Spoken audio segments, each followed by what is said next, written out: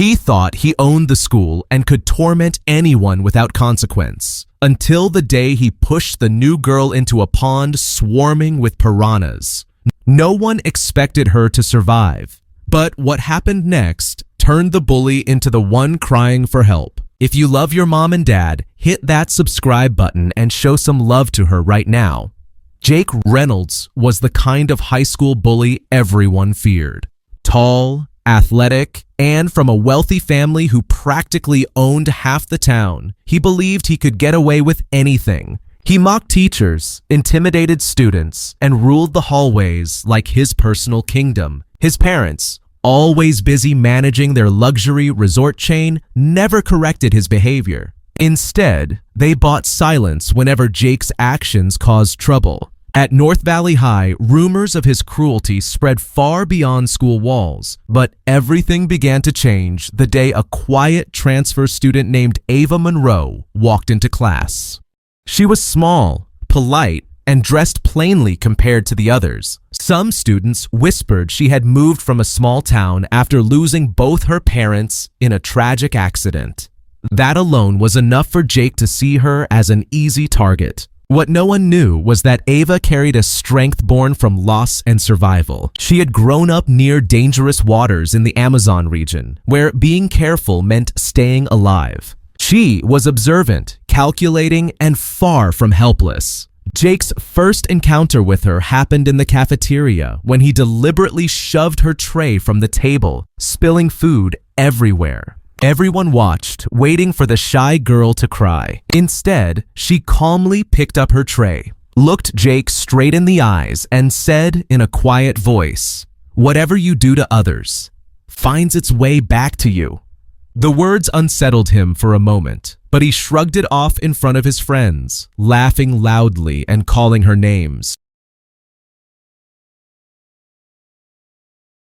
Books, spread rumors, and even hacked her school profile to post embarrassing lies. Ava never reacted angrily, which pushed Jake further. He hated that she seemed unaffected. His frustration grew until one afternoon during a school field trip to the North Valley Wildlife Rehabilitation Reserve, a place owned by Jake's father. The reserve had multiple ponds and exotic animals brought in for conservation projects, including a restricted pond containing piranhas, imported under special study permits. Ava stood by the pond, quietly sketching the landscape for her biology project. Jake, surrounded by his friends, saw an opportunity to humiliate her in front of the class. Without warning, he rushed toward her and shoved her hard into the water, laughing as students screamed in horror.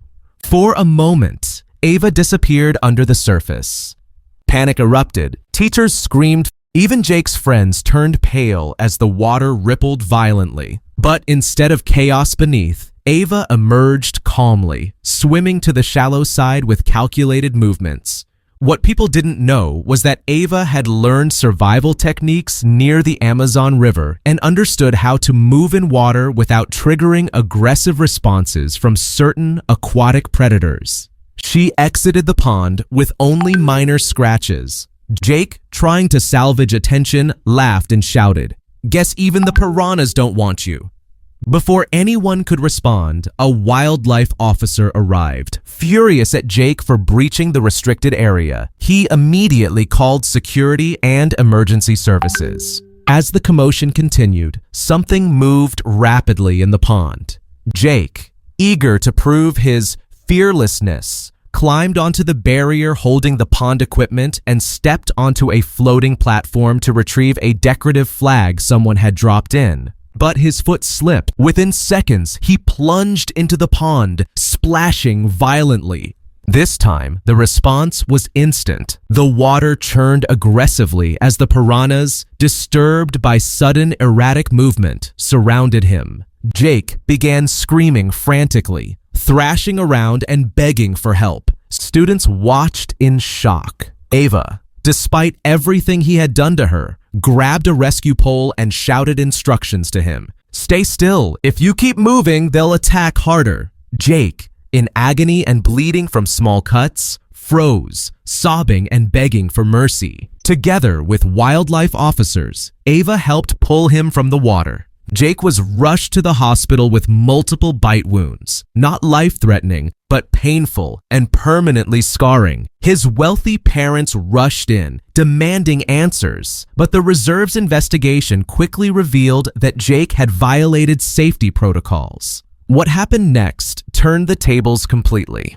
The entire incident had been captured by the reserve's security cameras, including the part where Jake intentionally pushed Ava into the pond. The video went viral within hours. News outlets across the country covered it, highlighting the cruelty he displayed and the calm bravery of Ava. Instead of sympathy, Jake found himself isolated. Bullying complaints from past students resurfaced. His father's company faced major backlash for trying to cover up previous incidents. Meanwhile, Ava became a symbol of resilience. She didn't demand punishment or revenge. Instead, she gave a statement to local authorities saying, "Pain doesn't justify causing more pain. I hope he learns that strength isn't found in hurting others, but in surviving what life throws at us."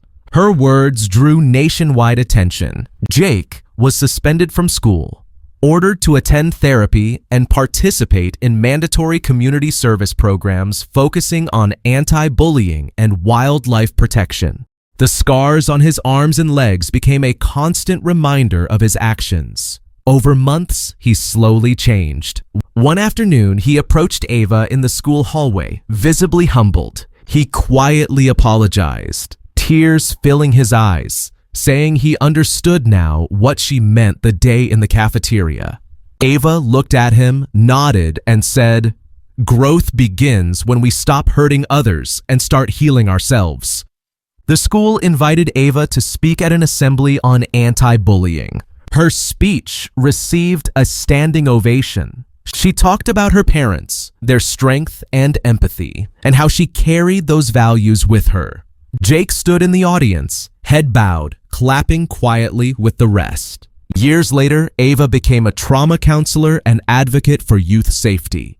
Jake joined her efforts and helped fund awareness programs. Their story became a viral documentary titled The Pond, inspiring thousands across the nation. And though their lives took different paths, the moment at that piranha pond became the turning point not just for Jake, but for every student who believed silence was safety. Sometimes it takes facing your deepest fear, just moments from destruction, to truly understand the value of compassion.